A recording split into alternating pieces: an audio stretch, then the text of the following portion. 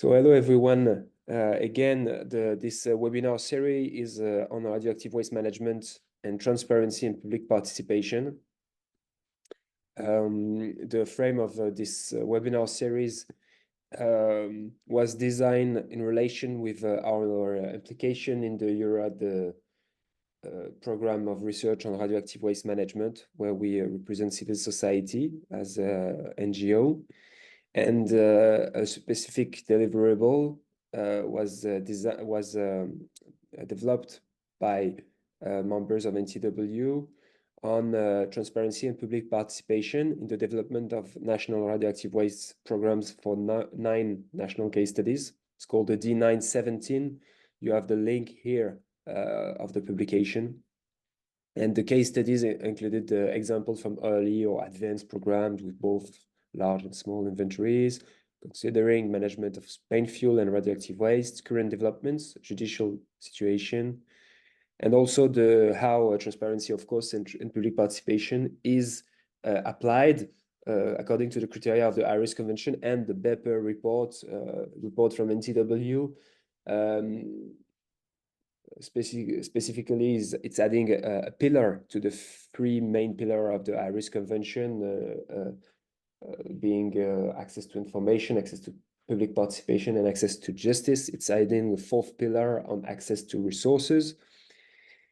And this webinar series then is recording, as I said, and it was running for a year now, because it started in January 2023, and it's ending then today with this last presentation on the radioactive waste management in Czech Republic, and the recordings are available on the YouTube channel.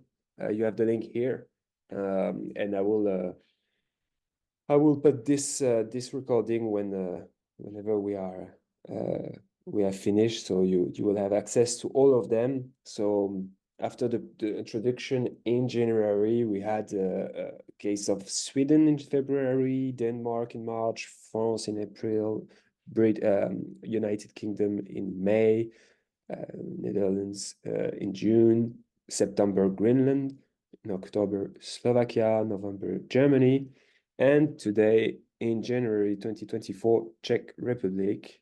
So just a quick explanation for everyone. I am now based in Mongolia. I'm greeting you from Ulaanbaatar, from the capital. I work here at the Czech Embassy, and I don't have my computer, my usual laptop, and I haven't been online since I'm here, so this is my first time. So that's why probably some of the technical problems. Okay, I'm really sorry. Anyway, today I would like to provide a brief overview of the site selection process in the Czech Republic. I would like to focus on the transparency issues and on the opportunities for the public participation in these crucial decisions. And also I want to highlight some significant role of the civil society, NGOs, and the mayors of the small villages that are affected by the DGR siting process, because their contributions were crucial in achieving the current level of transparency and public participation that we have now. Though there is still room for improvement, we have taken some steps forward. So you probably all know that we have SURAO. SURAO is the technical TSO, the technical service organization, as well as waste management organization, and is also responsible for communication to the public. So I know that in some countries you have few more organizations, especially some that communicate to the public. So we have SURAO, that is all in one. SURAO is a state organizational body and is responsible for coordination of all the work connected with development and construction of the repository, and it is also managing the existing repositories for low-level waste and intermediate-level waste. But I think these are the fact that you all know, and what you all know from me from the past probably is that through the coercive practices, SURAO and the state lost the trust of the citizens and municipalities right from the beginning of these processes in the Czech Republic. that these processes began like 2 decades ago, and they haven't been able to fully restore it until now. That's at least what the municipalities and the NGOs think about Suro and the state. Okay, can we move on to the next one? Okay, now I'm going to talk about the Czech plans for the new reactors, and because these plans, this dreaming of the new builds is rushing the need for the DGR, for the repository. We have the plans for building new power plants are, you know that we have 2 old power plants or older power plants. We are now talking about 1 reactor in the nuclear power plant Dukovany, 1,200 megawatts. This is already in process, and the government is dreaming about 2 to 4 other, or altogether 4 other reactors. So they would like to expand or build new reactors also in the in Temelín. So the construction of the reactors adds urgency to the need of building the DGR, because, as you know, as we all know, the EU green investment countries are required to have their repository by 2050. We are not sure, or at least I'm not sure, whether by 2050 it is okay to have the repository in stage of, let's say, building, or if it needs to be open. We have some we have some doubts that we can make it by 2050, that the Czech state can build the repository by 2050. So the DGR siting process is rushed. I can't hear you, Malcolm, but I hope everybody hear me. Yeah, is it we so? hear you very fine. Good. Okay, I lost you on the camera, but okay. Yeah, it's just to, but I can stay. Sure. Okay. No, it's fine. I just wasn't sure that everything is okay. The original plans for the construction of the DGR envisaged that the repository would open around 2065. So now it needs to be by 2050, so 15 years earlier. And the final and backup site for the repository shall be chosen by 2028. But according to the original schedule, the schedule before we started the dream about new Dukovany reactor, the original schedule was supposing to have the site chosen by 2025, so 1 year from now, and the repository open in 2065.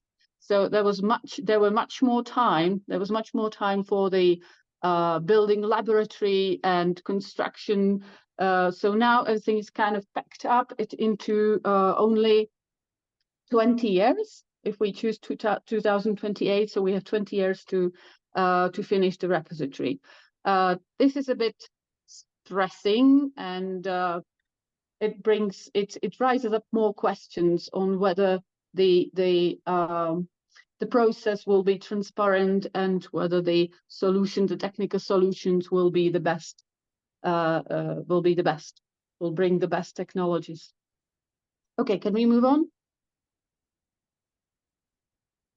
Okay, now I would like to mention the influence of the municipalities and NGOs and in these processes, because I find it very crucial. If the people were not active as they were, I think we would have much less transparency and public participation. We had some working groups in the past. These working groups established by Suro didn't work very well, but it was a start of something at least. They were completely under control of Suro. It's now getting better. We have an expert panel now that started operating just 2 days ago. The expert panel allowed only, I think, 2 or 3 people from NGOs and from the municipalities. But anyway, it's a good step forward. Although I heard that the first meeting was really brief, and the next meeting should be in 6 months, so we cannot expect much work to be done from the expert panel if they're only meeting in June this year. The DGR nuclear law envisages the creation of a separate law regulating the processes of the DGR site selection, as well as public participation in these processes. But Czech politicians have been promising the creation of this law for years. We have been reminding them of this law, but it's still not finalized. It's been created, it's been voted on, but it's not finalized. Better transparency. We have also reached better transparency of SURO, which has started to publish information that was previously unavailable, such as technical studies, various contracts, etc. And after many years of efforts and negotiations between municipalities, NGOs, and platform against repository and the Ministry of Industry and politicians, the DGR, what we call the DGR, the Repository Act, began to emerge. So we've got a draft of it now. Okay, so we can move on to the new DGR Act. My first point is the missing act, because the act has been missing for more than a decade. SURO in the previous years, SURO used to call the act on the involvement of municipalities. But now the wording or the name of it was changed to Act on Procedures Related to DGR. It may seem a minor change, maybe not important change, but it is an important change, because the draft of the act does not have much on involvement or participation of municipalities and the society. The next point, in number 2, I want to talk about Atomic Energy Act amendment, because the Czech Atomic Energy Act, the section of the Act 108 says that there should be separate law regulating the processes of preparation and construction of repository and public participation. But this, because the Atomic Energy Act is coming to or will be amended in the near future, there is again a suggestion of like erasing this section altogether. There's a reason for it, because SURO and the state is trying to say that the act on the procedures related to DGR, the act that I was talking about in number 1, that it is already solving all these problems, including public participation, but it is not so.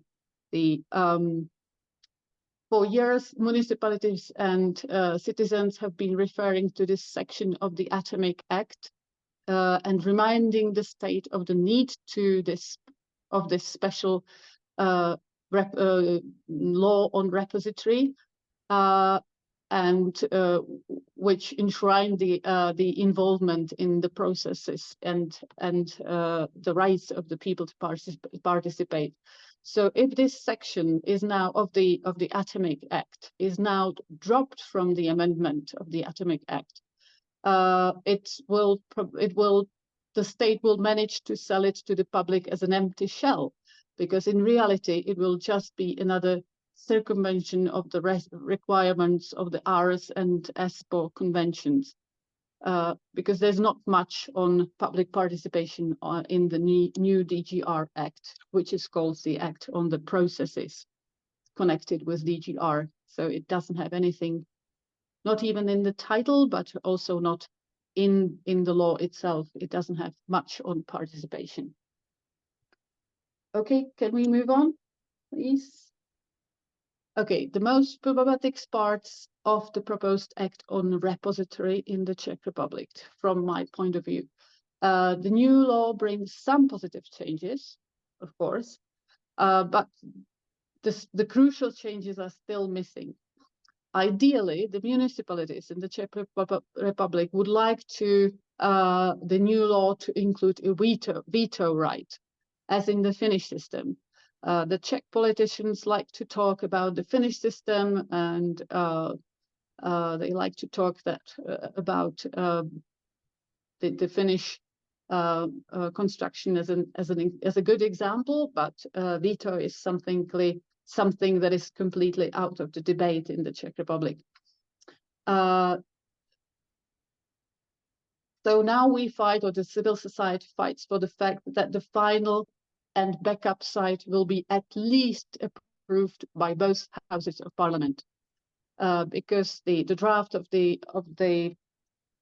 act now includes approval only by the government, and both houses of the parliament have been erased again from the draft. As an example of the game that the Suro is playing with the public, I have this quote from the DGR bill, which says the government will seek approval from both houses of parliament. That's something that it's probably dropping out now, this provision. If this assent of the House of Parliament is not given within 180 days from the date of the government's request, merely because the House of Parliament has not taken a decision on the matter, it shall be deemed to have assented to the resolution. So this gives the chance to the Parliament not to vote on the act, and after 180 days, it will come into force. So this is a bad game. We don't like it. So now when the law is being discussed by both chambers of the parliament, the municipalities are still fighting to have their consent to the DGR siting enshrined in the law.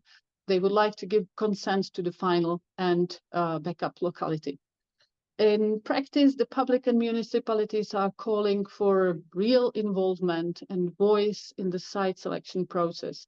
They are also fighting for the selection of the final and backup site to be approved by both the houses of the parliament. That's the ideal solution at the moment, because of course we can talk to the members of the parliament. There's a bigger chance to influence something than if the site is only approved by the government itself.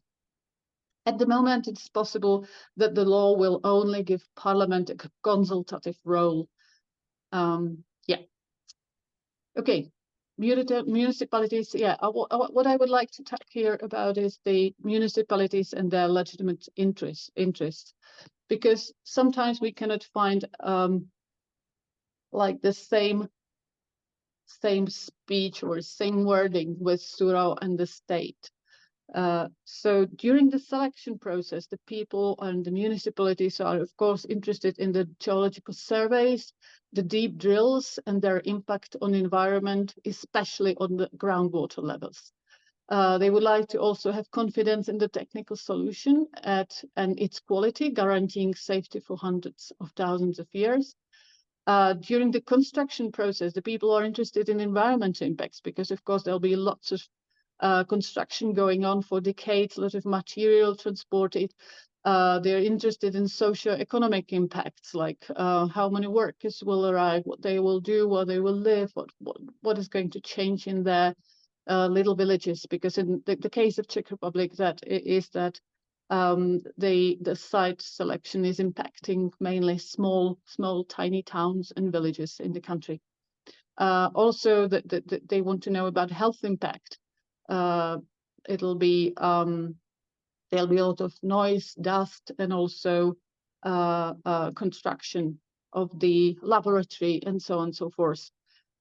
And during the operational and post-operational phase, again, there are health and safety concerns. There are environmental concerns.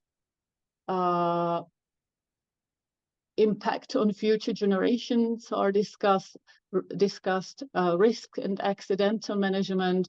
All these needs to be addressed. And the reason why I mentioned these obvious things here is that we do not hear about these issues from Surau. Maybe can you move on? Yeah. Yeah. So I included some quotes from the Surau that just to demonstrate how the discussion doesn't match. We don't find a simultaneous word. So on the page, on the Surau web page, you can read that one of the most important tasks of such a local working groups will be to address the issue of the location and appearance of the surface facility. I've never heard anyone asking about the appearance of the first surface facility. It's the last thing that the people are worried about. They're worried about the critical issues that I've mentioned before, but not about the look of the first of the surface facility. The next one is again a quotation from technical report from Surau, and the technical report mentions that the construction of the repository will affect the groundwater regime in the surface part of the rock massif up to the depths of 50 meters, and it can lead to decrease in the groundwater level and the extinction of the local groundwater sources, possibly decrease in flow rates and so on so forth. This is something that Surau never raises in the public hearings, never addresses this issue. Or even though the people are constantly asking and constantly drawing attention to what is going to happen if the groundwater regime is somehow affected, not only by the construction, but they're also worried about the deep drills during the research, geological research phase. Okay, and the next one that I like to mention, or the last one, it's again quotation from Surau. Larger scale geological research will commence following the introduction of the Act of the Involvement of Municipalities. That's the act that we call now the Act on the Processes of DGR. So you see previously it was even Surau used the title Involvement of Municipalities. So it will start after the Act or after 2023, whichever comes first. So we now know that 2023 came before the Act. So the large-scale geological research will probably start, very, very likely will start without the Act. So without designing or defining the process and possibilities for the participation in these processes for the public. Okay, yeah, maybe one more thing. It just came to my mind, just to demonstrate what how Surau communicates with the public. I heard the new director, Mr. Vondrovets, on the radio maybe a year ago, and he was asked about the cost of the repository, because originally it was something like 111 billions. So he was asked whether there's any change and raise in the cost. So he admitted it would be probably 130 billion. So minor change, in fact, 130 billion. But what he said is that the price includes construction of operation and phase out of the DGR. This is a nonsense. It cannot be. It is impossible to account for this sum at this very moment. Nobody knows how much it's going to cost. Nobody knows how much the operation and phase out will cost. But if the state and the Surau overwhelms the public space with this nonsense and constantly distorting facts, downplaying problems and risks, we will never meet a mutual debate. Okay, so let's move on. Has anything changed from my last presentation? Yeah, I think it was a year ago something when I presented here this in this project. So I looked at my last presentation, and what I said was that the implementation of Aarhus Convention in the field of information and effective participation in the processes of dealing with high-level waste and spent fuel is insufficient. So I would still agree to this. There's a minor change, but I would say no change at all. The Participation Act with proper participation provisions for the public will be passed before any geological research is done. This is not going to happen. We know that. It is too late. And the last one, the national concept of radioactive waste management will be updated, and it will include alternatives for high-level waste storage, and they will be properly elaborated. We are now reaching the point when the national concept will be updated, so we will see, we can hope, and we will hope that something is done. Okay, can we move on? Okay, so I have some questions to be answered in connection with the DGR concept. So these are like general questions that the public asks and doesn't get any answers, or that gets scarcely any answers. So long-term safety and uncertainty. Deep geological repositories are, of course, designed to contain nuclear waste for thousands and hundreds of thousands of years. However, predicting the behavior of the waste containers and formations and environment in this vast time scale is highly uncertain. So the people want to know the potential risk for the future generations, and they still remain unclear.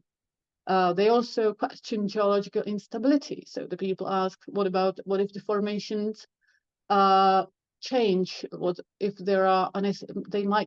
there might be unexpected shifts, earthquakes, volcanic activities, whatever. And this could lead to, could compromise the integrity of the waste container and lead to radioactive leakage into the environment. Leakage and contamination is a big question because despite the use of engineered barriers, the risk is here. So again, it's a big question to ask. The people question transportation risk. They question intergeneration equity. So that decisions that are made today regarding the waste disposal could affect future generations who may have different technological capabilities, values, and priorities. Lack of reversibility. In our case, it's the repository is designed to be non-reversible. So whatever we bury under the ground, we will not be able to retrieve. Maybe the project might be changed in the future. We don't know, but this is what it is now. Another question is the social acceptance, like local communities and populations near the repository sites often oppose the establishments due to concerns about safety, environmental impact, and the stigmatization of the region as a nuclear waste dump. We may see some alternatives and innovations in the future. So the people say, why don't we research and put the money in science and wait for advanced recycling techniques or innovative solutions that we can provide safer and more sustainable solutions for the nuclear waste. The economic costs are in question because our budget is not sufficient for even the 130 billion crowns. So building and maintaining deep repositories is expensive, and long-term monitoring and maintenance costs could be a burden for the future generations. So where are the funds allocated for this? And the last but not least is the nuclear proliferation. Okay, I think we can move to the to the final one. To finish my presentation, let me raise this dreaded question. Is the concept of the national DGR the safest and most responsible way of dealing with nuclear waste in EU? I've been discussing this with few people, and I know it's a poisonous question for every politician. It would mean if a politician raises this question, it's their instant death, political death. I know, but I still think we should ask these questions. Like, I think that international cooperation and expertise pooling can bring a lot of scientific and technical expertise from multiple nations.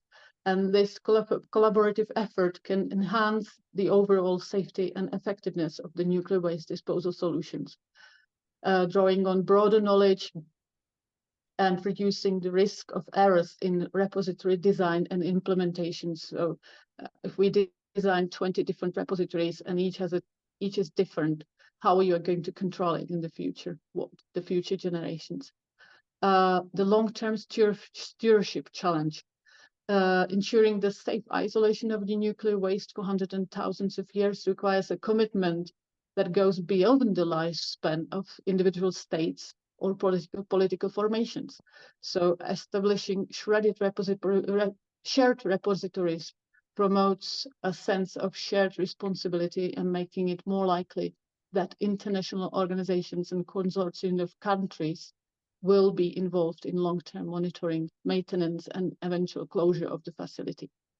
I think it could also avoid a multiple high-risk sites. It could avoid the risk of the multiple sites, because concentrating deep repositories in less populated areas with geologically safe rocks formations minimizes the risk of having multiple high-risk sites distributed across densely populated regions like in Europe. So this approach would reduce the potential impact of nuclear accident or leakage on human population's ecosystem and water. I think it would be also economically efficient, and it would optimize the resources, because building and maintaining repository is a very resource-intensive endeavor. So by collaborating and developing a limited number of repositories, the resources could be optimized and costs could be shared among participating nations. So this approach could be more economically efficient as well. And each country could independently, then if each country independently establishes their own repository. I also think that it would be better for changing political landscapes, because it is uncertain whether the original builders of the repository will remain responsible for the management of the entire required duration.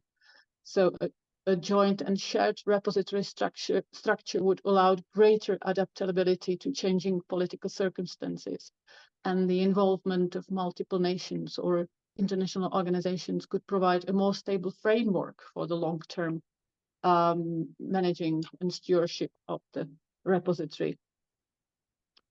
Okay, so I know it was a bit provoking, but I hoped it was okay. It was really, really good, actually. And before moving on to the question that May raised, I wanted to have some clarification question. Sure. And first, you mentioned Surao being the only waste management organization and technical support organization, when, to my understanding, I thought that Surao was the technical support organization.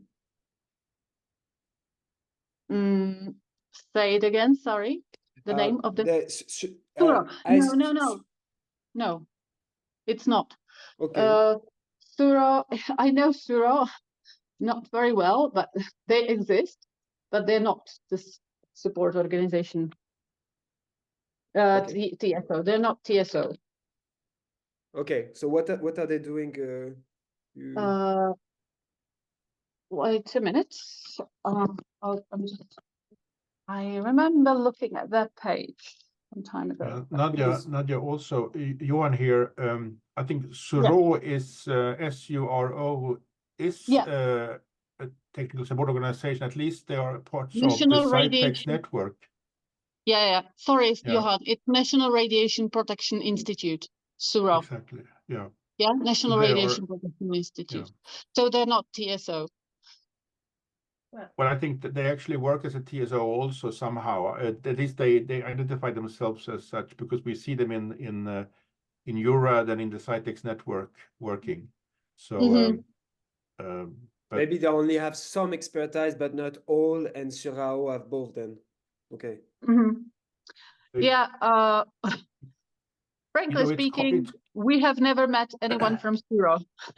Okay. It's All right. just SURO Okay. all the time. And I know that maybe they help like TSO, but I know that SURO presents themselves kind of as everything. Waste management and technical service. I think if they have it in their status as well, that they're responsible for everything. And I had thank you very much, Hana. I had another clarification question for the to understand better the case. And sorry for those who know it very well, but you said that you mentioned a very interesting point about the groundwater, I noted, and that is not mentioned, and talking rather about the appearance of the site before talking about more important subject like the water ground. But as far as understood in the case, there is a site foreseen, but the geology was not done studies. Is that right? Yeah, the large-scale geology hasn't been done yet. It's going to be done because they've asked for the permissions. The Ministry of Environment is going to issue permissions for the deep geological research pretty soon. But isn't it surprising that the geology was not done before the site selection, or I'm understanding? Well, they have done some geology, of course. Okay. But it was just a near surface geology. Yeah. And so they shortlisted 4 localities out of 6 at first, and now 2 localities out of 4. Okay, but not on the basis of this geological research. And the last point, and after I'll leave it to the others and to comment on the last point. I don't think it was so provocative, your point of view, and actually I think EURAD somehow is trying to create communalities about shared solutions, about exchanging things. There is just problems, in fact, with indeed national almost businesses, let's say, but even rights, intellectual property rights on different things, investment made. So it's difficult to share everything. But I think one aim of the European Union is to manage to have more things in common. And indeed, member states may not be so much willing to share everything. I was agreeing on all the points you were beneficial points you were raising at the end. There is just one thing, if I would play the advocate of the devil, or just to oppose something, is just about the transports, because when you have more shared solutions, indeed is less sites. So that's could be good, but on the other hand, it may also involve more transport. It doesn't mean that it's not manageable, but it's more risk in terms of transporting the waste. It's just to underline. You're right. I would agree with that point. Yeah. Sure. So it's not much. Thanks a lot, and I found it very very interesting. And Nadia has made a comment on SURO. It's a waste management organization, but SURO is technical safety organization as recognized by the EC in EURAD. But technical safety. Okay. Yeah. I understood that the shortcut is technical service organization, TSO. If it is technical safety, then okay. Yeah. No, agreed on the new term, it's Technical Safety Organization, TSO, and Suro is applied to Europe program as one. So they sit in this college and they have also their part in the CITEX network organization. So they have this formal assignment, I would say. And Suro is waste management organization, which means also assignment in specific other college. So yeah. But anyway, maybe, okay, sorry, maybe I didn't understand this difference so, no, so well. maybe because this is many times in different countries, they provide services for waste management organization and for the regulatory authority. Yeah, which is SUJB in the Czech Republic. Yeah. Yeah. I'm not sure how it's in Czech. Yeah, they probably do. Yeah. Sura works with SUJB, the organization run by Drabova. Yeah. Well, Nadia, you had something more, or? No, I just I was also surprised by a figure, because maybe I'm wrong, but in France, as far as I understood, I think the total amount for the site selection, the geological disposal laboratory was, but no, not the laboratory, actually. The proper the repository was 25 billions. That's the figure I have, and possibly doubled to 50 billions. So it's very surprising for me to hear that, if my figure is correct, to see that the cost of the repository in Czech Republic would be more than double this amount of money. 130 billion? Yeah. But I don't say it's not that. It's my figure may be wrong, or it's just that it's possible that it's the case, or it's because maybe what, as you said, it maybe involves more things. Not maybe my figure only account for construction and not for operation and phase out, which is no, I think it was a joke. I don't think this figure. We never heard about operational and operational phase, cost of operational phase and closing phase. I don't think anyone can give the figure today.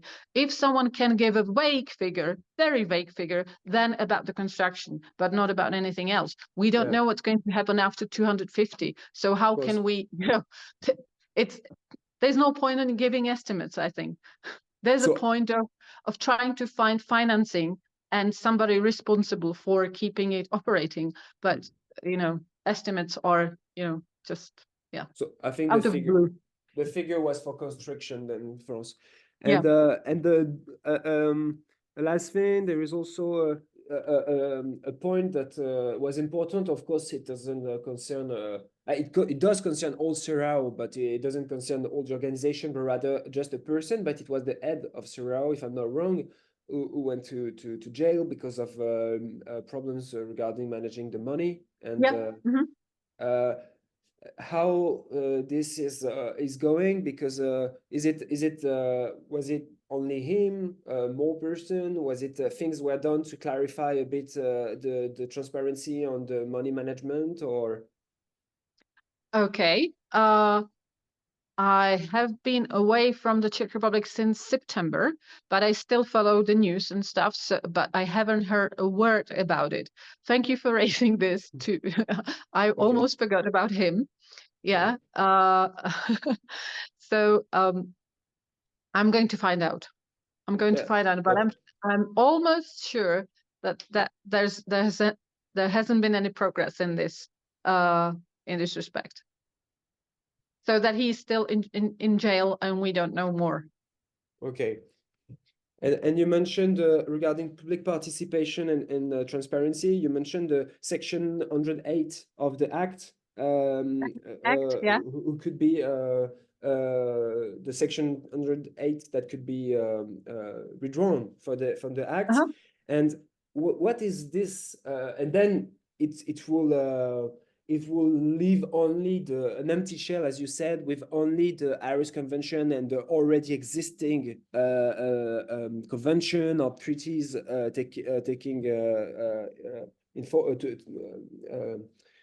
entering in force. But what would this section add to the, for example, Aarhus Convention or other treaties entering in action at the moment? Okay, you're right. We still have the European legislation, but the Czech Atomic Act implicitly mentions the need for public participation. Okay, it's supposed that a special law is created on public participation and the DGR processes. So they now limited the act to the DGR processes. They defined some new possibilities for the public to participate, like public hearings, appealing to the courts and stuff. But during the, especially during the site selection processes, like deep geological surveys and stuff. But if we don't have this provision in the Czech Atomic Act, this has been something for you to understand. This has been something that we, the public, the civil society, and the mayors of the towns have been mentioning like 10, 15 years. Like, there's this act, it's a Czech law, the Czech government, the Czech parliament agreed to it, and they said, yes, we need to have this. Okay, so if they omit it now, if they erase it, okay, we can address the ESPER Convention and we can address the Aarhus Convention, but it's not.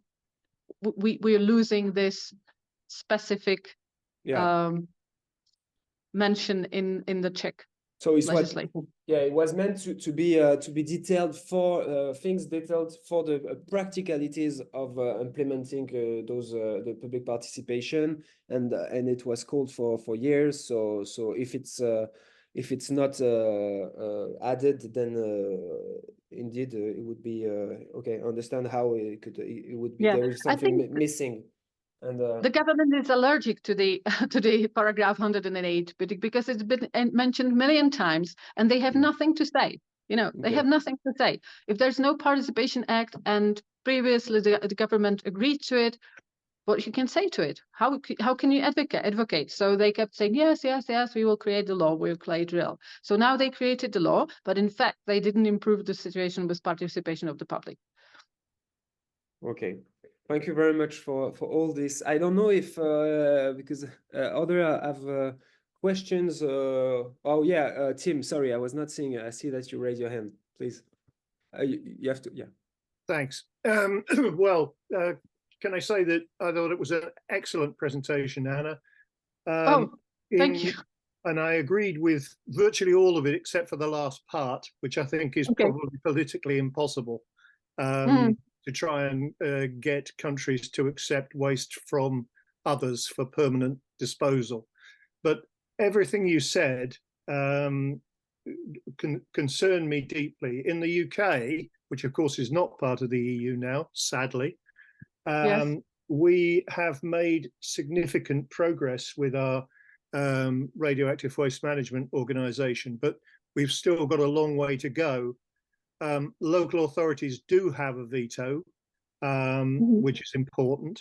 What they don't have is the proper resources to independently look at impacts, safety, multi-generational impacts, and so on and so forth. So we're trying to make progress on that, and we are in active dialogue, which is a good thing. Obviously, politically, all governments would just like things to go their way with minimal interference from the public and minimum cost if they can get it. We would, myself and my colleague in the UK, Colin Wales, we would be delighted to share our experiences with you and any pressure points that we think or that you think might be useful, because clearly the Czech government appears to be, on the evidence you've presented, to be ignoring the conventions and just trying to steamroller, as we call it, force through the project. So thank you very much for your presentation. It was illuminating, very easy to understand, and we would totally support you in your efforts and do anything that we possibly can to assist you to get a fair and honourable solution to this problem. Thank you very much, Tim. Thank you very much.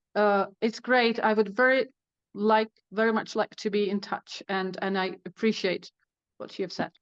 Okay, anytime. Thank you. Thank you. If there is any questions or comments, please do so.